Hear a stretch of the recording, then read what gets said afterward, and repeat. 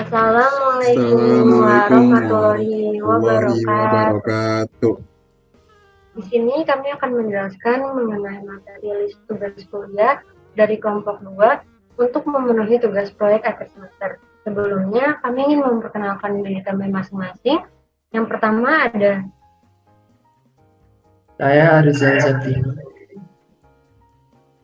Y0404221168. Kemudian ada saya sendiri, Kartika Sabrina Khairunisa dengan NIM J0404221088.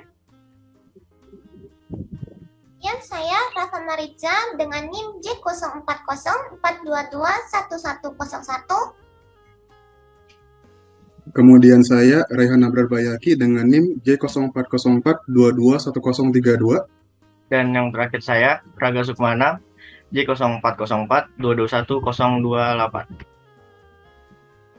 Oke, jadi saya akan membahas mengenai deskripsi pemrograman. Jadi pada deskripsi pemrograman ini, pada pemrogramannya ini memiliki fungsi sebagai pendataan tugas-tugas kuliah mahasiswa yang sudah diberikan oleh dosen kepada mahasiswa.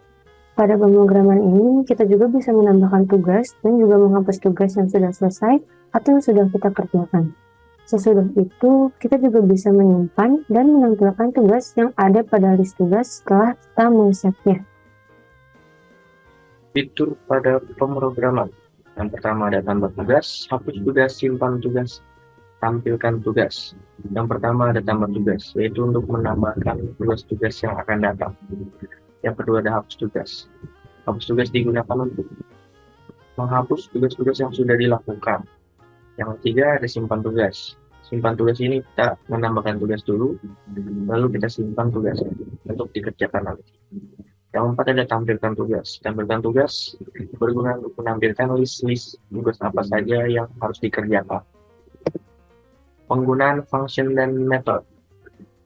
Ada create, read, update, delete, root, main loop, if, else, except, try, open, insert. Untuk pengertian pertama, root adalah singkatan dari create, read, update, dan delete. Empat hal tersebut merupakan perintah yang dengan peran yang esensial dalam sebuah aplikasi database yang sifatnya relasional. Yang pertama ada create. Create berfungsi untuk membuat entry atau record baru dalam sebuah tabel di dalam database di dalam aplikasi berbasis SQL. Fungsi create seringkali disebut dengan insert. Jika dianalogikan dengan skenario di atas, fungsi create ini akan digunakan ketika kamu menambahkan buku baru ke dalam katalog perpustakaan. Buku tersebut akan ditandai dengan identitas khusus agar lebih mudah untuk diakses di kemudian hari. Kemudian ada read. Fungsi read ini berguna untuk membaca entry data yang sudah terdaftar dalam sebuah database. Namun, fungsi ini tidak akan memberikan akses untuk mengubah data yang telah tersimpan di dalam database. Dalam sebuah perpustakaan, tentunya ada sebuah sistem yang akan memberitahukan letak sebuah buku dan apa isi dari buku tersebut. Nah, sistem inilah yang menjadi padanan dari fungsi read dalam konsep CRUD.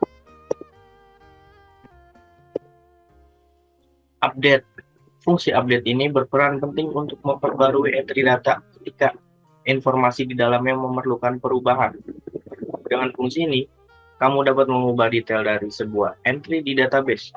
Bayangkan saja fungsi ini ketika kamu ingin mengganti buku yang ada di perpustakaan, kamu dengan cetakan terbaru atau menukarnya dengan judul lain. Fungsi ini tentunya sangat diperlukan untuk menciptakan database yang dinamis dan progresif. Delete. Seperti namanya, fungsi delete ini berguna untuk menghapus entry data yang sudah tidak diperlukan dalam sebuah database.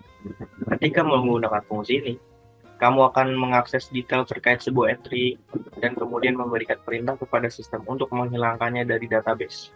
Selanjutnya ada main loop. Main loop adalah loop tak terbatas yang digunakan untuk menjalankan aplikasi. Tunggu sampai suatu peristiwa terjadi dan proses peristiwa selama jendela tidak ditutup. If and else. Else if adalah pilihan alternatif dari penyeleksian untuk mencari kondisi yang diinginkan. else if memiliki fungsi yang sama seperti pernyataan if dan diletakkan setelah pernyataan if. Else adalah pilihan terakhir yang akan dijalankan jika semua pilihan tidak memiliki nilai benar atau true pada sebuah kondisi yang ada. Else merupakan pernyataan opsional untuk digunakan berdasarkan kebutuhan. Jika tidak menggunakan pernyataan else, maka seluruh dari pernyataan if akan diabaikan. Try dan accept. Block try memungkinkan kamu untuk menguji blok kode untuk kesalahan. Block accept memungkinkan kamu menangani kesalahan. Block finally memungkinkan kamu mengeksekusi kode terlepas dari hasil block try dan accept. Exception adalah sebuah peristiwa yang terjadi selama pelaksanaan program yang mengganggu aliran normal instruksi program. Secara umum, ketika script writer menemukan situasi yang tidak dapat diatasi, hal itu menimbulkan pengecualian. Exception adalah objek Python yang mewakili kesalahan. Selanjutnya ada open. Fungsi open digunakan untuk membuka file dan mengembalikannya berupa objek file dari file yang bersangkutan. Kemudian ada insert, menyisipkan. Atau insert adalah fungsi yang digunakan untuk menemukan objek ke posisi yang ditentukan dalam daftar ini. Selanjutnya itu kita akan membahas mengenai tracing kode program. Jadi di sini saya akan membahas mengenai tracingan kode program yang telah kami buat, yaitu list tugas kuliah. Jadi tanpa basa-basi langsung saja kita masuk ke dalam Python-nya supaya lebih enak untuk menjelasinya. Jadi di sini codingan kami, program kami dimulai dengan command import tkintar. Apa guna import tkintar? Mengimport tkintar untuk membuat tampilan aplikasi dengan komponen yang ada pada modul tkintar. Jadi di sini import tkintar ini gunanya untuk menampilkan window baru pada Python. Untuk menampilkan window aplikasi gitu yang bakal bisa kita otak-atik sesuai dari codingan yang telah disediakan dari tkintar sendiri. Jadi misalnya jika kita running program ini, running codingan ini, akan muncul window baru seperti ini. Inilah fungsi dari import tkintar tersebut. Selanjutnya yaitu ada pula namanya import tkintar message box. Jadi import tkintar message box ini mengimport widget message box untuk menampilkan sebuah teks dan dapat diatur tata letaknya secara otomatis. Jadi misalnya jika kita running lagi programnya, akan tampil lagi window tkintar. Kotak ini merupakan message box dari tkintar yang dimana ini message box interaktif yang dapat diotak-atik sesuai dengan codingan yang akan dibuat nanti. Selanjutnya itu adalah import pickle. Import pickle ini untuk menyimpan data ke dalam sebuah file dan membaca kembali file tersebut saat dibutuhkan. Jadi import pickle ini tempat di mana kami akan menyimpan file atau menyimpan data-data yang telah di-input oleh pengguna. Di sini kami juga memiliki juga menggunakan CRUD, ya, create, read, update, dan delete. Tetapi kami tidak menggunakan txt, tidak menggunakan CSV, tetapi kami menggunakan file yang berbentuk .dat. Jadi .dat ini tidak seperti CSV atau txt yang kayak itu mudah untuk diedit-edit. .dat ini dia akan memang benar-benar diproses dari aplikasi sendiri.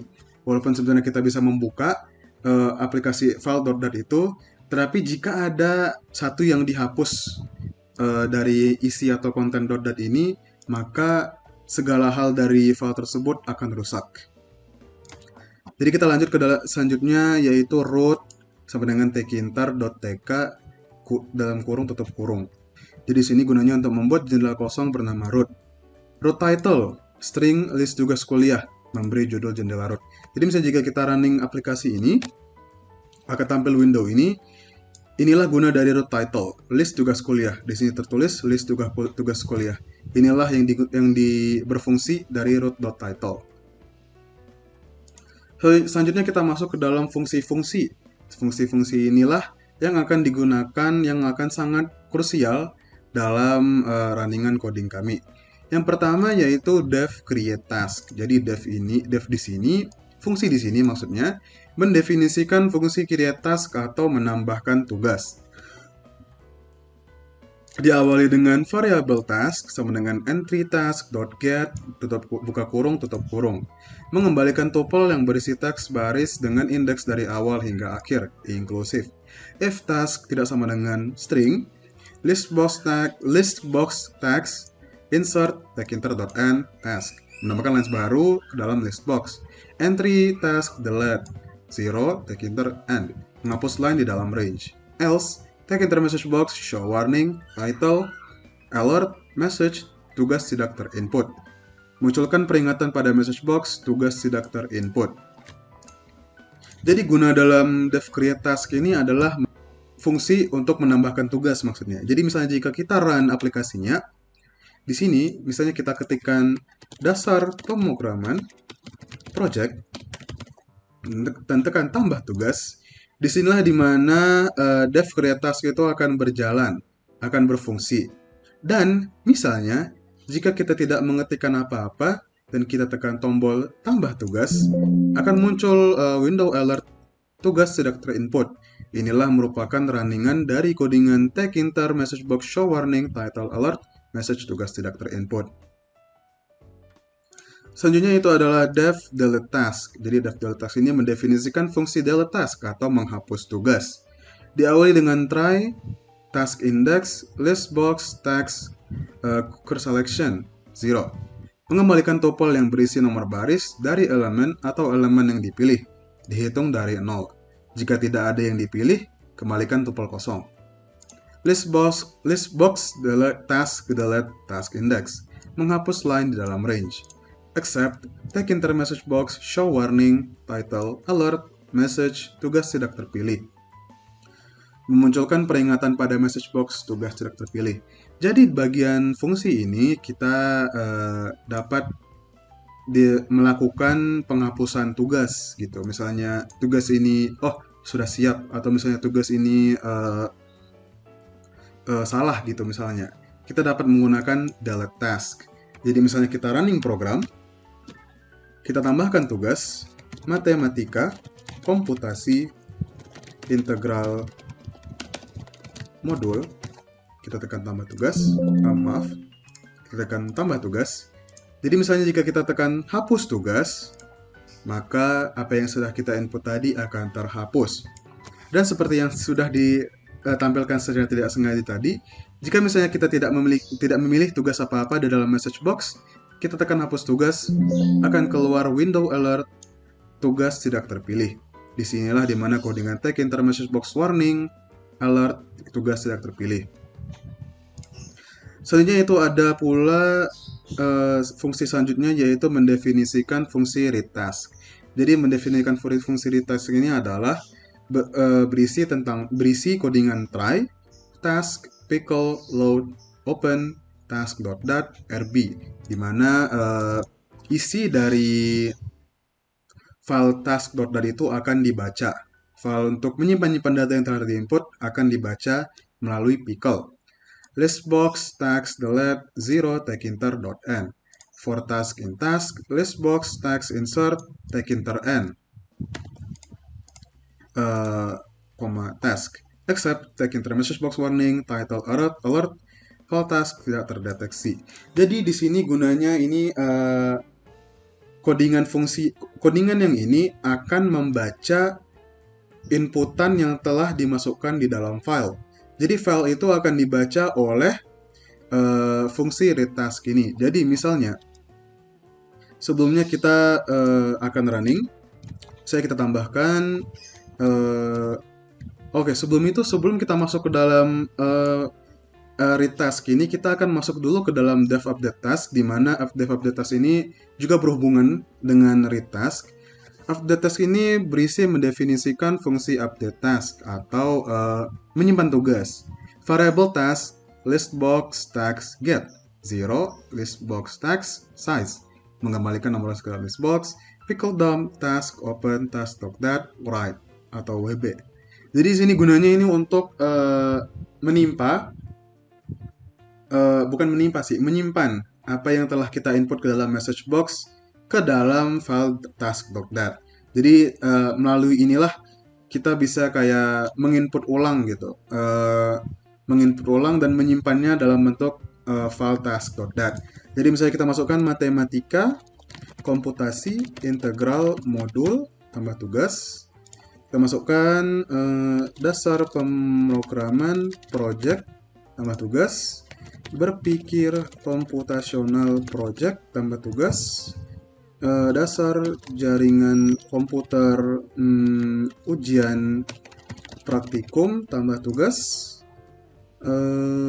Fisika terapan ujian praktikum, tambah tugas. Elektronika project, tambah tugas. IT engineer project, tambah tugas. 1, 2, 3, 4, 5, 6, 7. Jadi 7 task ini jika kita hanya membuat tekan tambah tugas saja, ini tidak akan disimpan di dalam file task.dat. Jadi misalnya jika kita close window ini tidak akan tersimpan. Jadi bagaimana cara menyimpan task yang kita telah buat ini? Ini dia, tombol simpan tugas. Jika kita menekan tombol ini, maka apa yang telah kita input akan tersimpan di dalam file task.dat. Inilah di mana fungsi update task itu berjalan. Misalnya kita tutup window ini, kita running lagi programnya. Loh, mana task yang telah kita buat? Tekan tampilkan tugas untuk menampilkan task yang telah kita input tadi. Muncullah yang telah kita input tadi. Disinilah di mana fungsi read task itu akan berjalan. Dia akan membaca semua isi dari file yang telah kita input isi-isinya dan akan menampilkan kembali di sini. Jadi dan juga pada fungsi read task di sini terdapat codingan lagi except take enter message box show warning title alert file task.dat tidak terdeteksi. Alert ini akan muncul jika task.dat itu tidak terdapat di tempat yang sama dengan codingan program. Jadi misalnya codingan program ini terletak di mari kita buka di mana terletak. File codingan ini terletak di download laptop saya, di file downloads di laptop saya. Dan di sini terdapat task.dat yang telah disimpan tadi. Misalnya, jika kita hapus file task.dat tersebut, maka apa yang akan terjadi? Mari kita running filenya, running programnya. Kita tekan tampilkan tugas, keluar alert. File task.dat tidak terdeteksi. Disinilah di mana codingan accept take enter message box show warning itu berjalan di bagian read task, di mana tidak terdapat file task.dat untuk dibaca oleh program, maka tampillah warning ini. Mungkin itu saja untuk tracing program di bagian fungsi. Tracing program selanjutnya yaitu create GUI akan dilanjutkan oleh speaker selanjutnya. Fungsi dari frame test ini itu untuk membuat tampilan aplikasi atau frame baru dengan komponen yang ada. Jadi nanti kita itu membuat keluaran dari framenya dan nanti diisi dengan berbagai macam fungsi yang sudah ada di bawahnya. Fungsi frame_test.pack ini untuk menempatkan framenya ke dalam root. Untuk listbox_text itu kita bisa lihat di sini ada frame test dengan height-nya 10 dan width-nya 50. Ini kita itu untuk membuat bentuk dari framenya, membuat bentuk ukuran yang sudah ditentukan dalam codingannya. Dapat diatur-atur lagi si tinggi dan lebarnya. Dan untuk listbox_text.pack ini untuk mengatur tata letak dari frame yang ada pada sebelah kiri. Mengapa sebelah kiri? Karena di sini kita mengaturnya sebelah kiri. Dapat dilihat di sini left. Scrollbar_text di sini digunakan untuk fungsi geser pada frame agar dapat digerakkan ke atas dan ke bawah. Selanjutnya yaitu scrollbar_text.pack. Nah, di dalamnya di sini ada right fill takeenter.y. Ini maksudnya memunculkan tombol scrollbar di sebelah kanan. Ya, karena kita di sini sebelah kanan.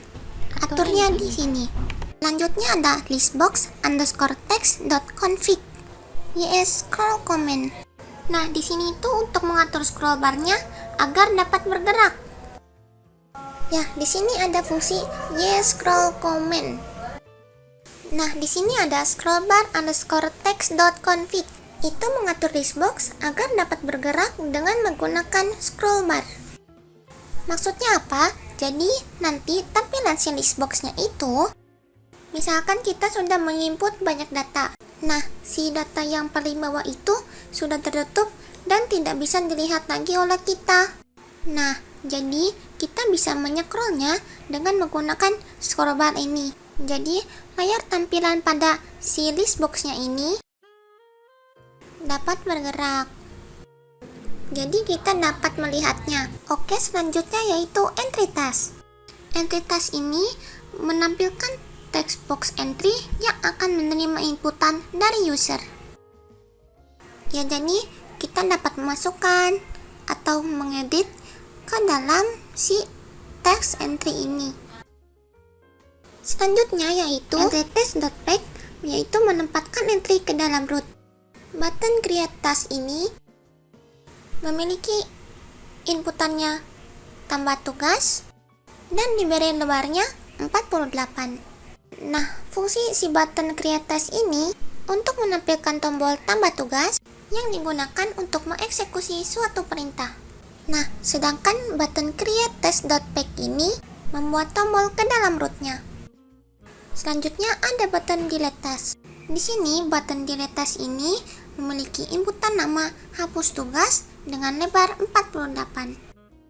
Jadi si fungsinya itu untuk menampilkan tombol hapus tugas yang digunakan untuk mengeksekusi suatu perintah. Selanjutnya ada button delete task.pack, itu digunakan untuk menempatkan button ke dalam root.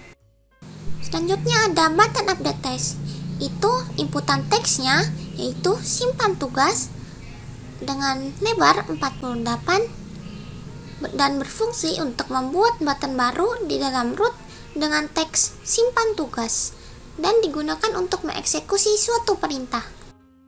Selanjutnya ada button update text.pack, itu untuk menempatkan button ke dalam rootnya. Selanjutnya ada button read text.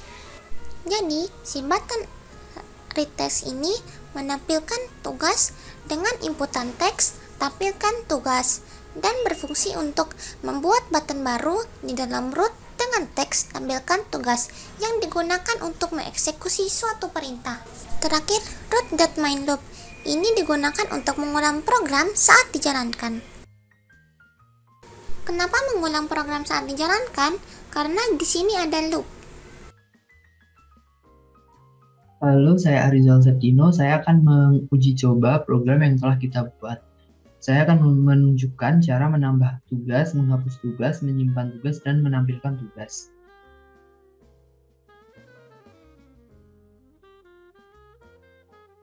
Seperti ini, saya akan menyontohkan.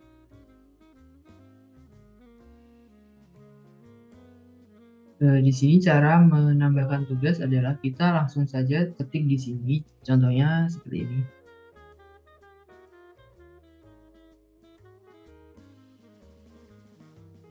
Kemudian tambah tugas. Kemudian contohnya sekali lagi.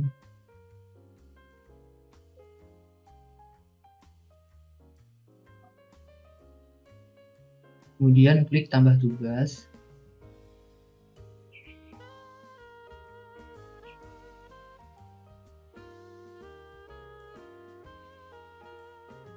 Tambah tugas. Kemudian simpan tugas. Dan tampilkan tugas, kita bisa langsung saja klik di sini. Dan cara untuk menghapus tugas adalah kita klik yang ingin dihapus, contohnya seperti ini. Hapus tugas, kemudian simpan, dan ketika ditampilkan yang dihapus tadi sudah terhapus. Seperti itulah cara menambahkan tugas, menghapus, menyimpan, dan menampilkan tugas. Terima kasih. Jadi kesimpulannya pada proyek semester ini kami bisa lebih memahami penggunaan function-function yang ada pada Python, menggunakan beberapa metode, dan juga menemukan error-error yang ada pada pemrograman, serta memperbaikinya. Dengan adanya pemrograman ini diharapkan dapat membantu mahasiswa dalam mendata tugas-tugas yang ada agar bisa mengingatnya dan juga mengerjakannya tanpa ada tugas-tugas yang terlupakan. Akhir kata, sekian dari kami. Mohon maaf bila ada kesalahan kata. Merci. Gracias. Syukron. Terima kasih.